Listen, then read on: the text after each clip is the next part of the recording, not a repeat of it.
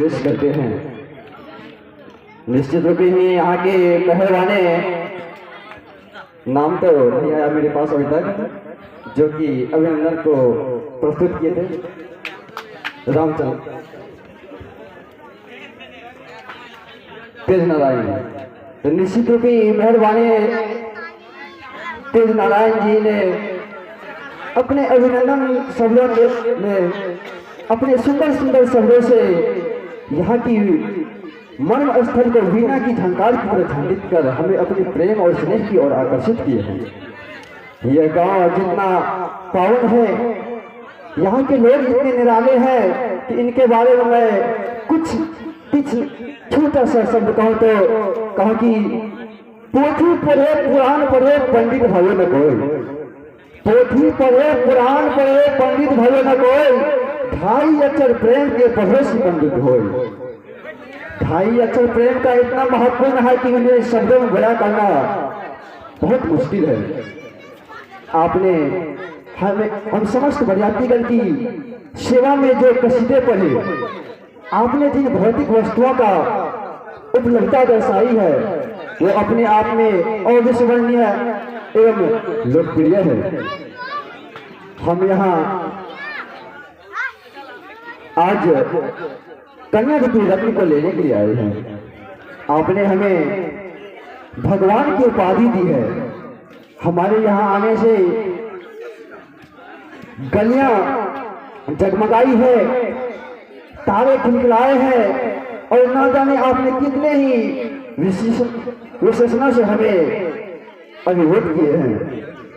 पर सच तो यह है कि हम यहाँ तक की बहुत ही दान लेने के उद्देश्य से आए हुए हैं और आप दानशील व्यक्ति की तरह हाथ ऊपर की ओर खड़े हुए हैं। निश्चित ही दान देने वाले व्यक्ति का हाथ सदैव दान लेने वाले व्यक्ति के हाथ से ऊपर होता है। अतः आज जनक स्वरूप पिता रामचंद्र मंडल जी के इस तरह का समर्पण देकर हम कह सकते हैं कि आपके चरण वंदनीय है। निश्चित ही आज के इस दौर में महफिल पर बात करना या इस तरीके का कार्यक्रम करना को एक मजाक सा होता जा रहा है। आज के इस परिवेश में लोग इस महफिल के कार्यक्रम में अक्सर ये भावना रखते हैं कि हम एक दूसरे को हरा देंगे, लेकिन ये मैं बता दूं कि आपको भी भली भांति क्या होगा और हम लोग आए हैं तो कहीं ना कहीं कुछ सीखने की हम लोग में परंपरा रहती है।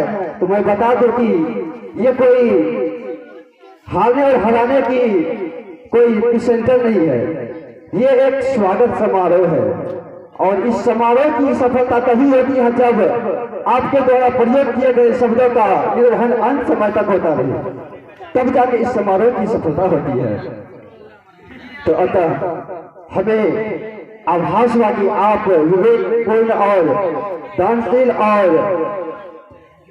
मर्यादा पुरुष की भांति रहे हैं और हमारी सेवा सत्कार में जरा से भी कमी नहीं किए हैं। अतः हम समस्त बरियातीगण आप सभी के द्वारा किए गए अभिनंदन को दिल से स्वीकार करते हैं और वर वधू की मांगलिक जीवन की कल्पना हम सभी बरियातीगण करते हैं और अंत में कहना चाहते हैं कि बांध लो मन को इस बंधन में रस्म नहीं तस्दूर है ये, बांध लो मन को इस बंधन में रस्म नहीं तस्दूर है ये, कौन मिटा सकता है इनको रंग नहीं सिंदूर है ये।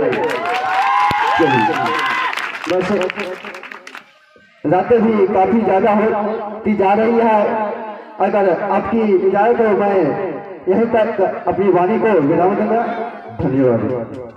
मैं निजी विद्यालय संचालक नीरज कुमार पिताश्री होलो मंडल ग्राम भलवाही जाकर झलारी थाना ग्वालपाल जिला मधुपुर। धन्यवाद।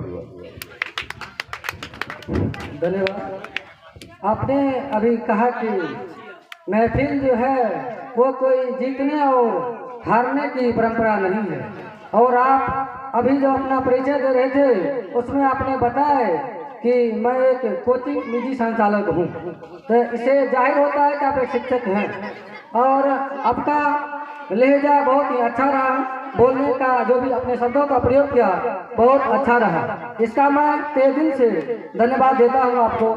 लेकिन जहाँ उसमें एक विडम्बनाएं थी, आपका जो बॉडी लैंग्वेज था उसमें कहीं न कहीं आपको चेंज करने की जरूरत है, हमें ऐसा आभास हुआ है। इस बात को हमारे यहाँ के सभी यात्रियों ने, इसको हमारे यहाँ के सभी सदयात्री पक्ष और आपके यहाँ के सभी बरयात्री पक्ष भी इसको स्वीकार करेंगे, मेरा तो यही मानना है। और बाद बाकी मैं बात आप पे छोड़ता हूँ। और आपने यह कहा भी कि रातें बहुत ज़्यादा हो गई है, हम लोग भी कतई से दूर नहीं जाते हैं, लेकिन रात बहुत ज़्यादा होने में भी कहीं न कहीं आप लोगों की कमी या समय मैनेजमेंट इसको प्रभावता को दर्शाता है। और मैं भी यह 2 आदमी मिल के मन संचालन कर रहा था।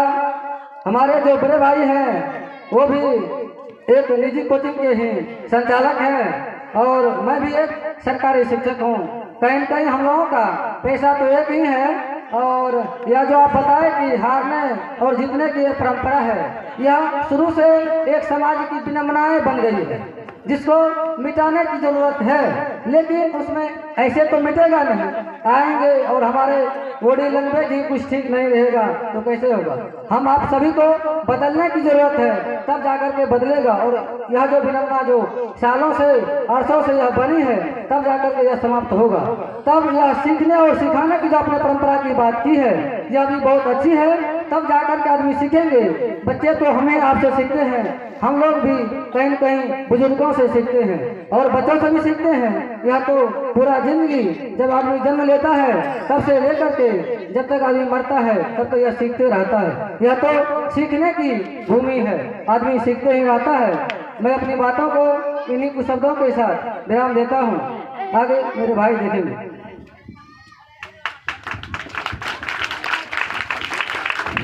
अब इस समय को देखते हुए, क्योंकि रात भी बहुत हो चुकी है, इसलिए अंत में मैं वर मधु को आशीर्वाद देते हुए इस महफिल के कार्यक्रम को समाप्त करना चाहूँगा।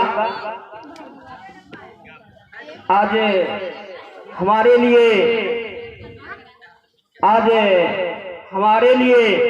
मीरा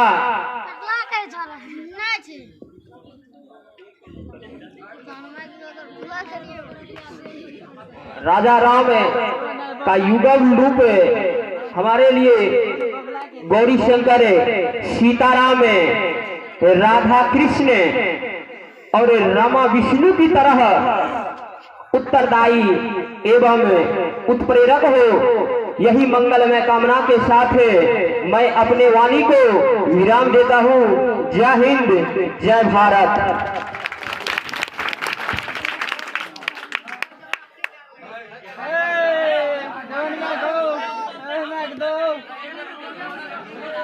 दीजिए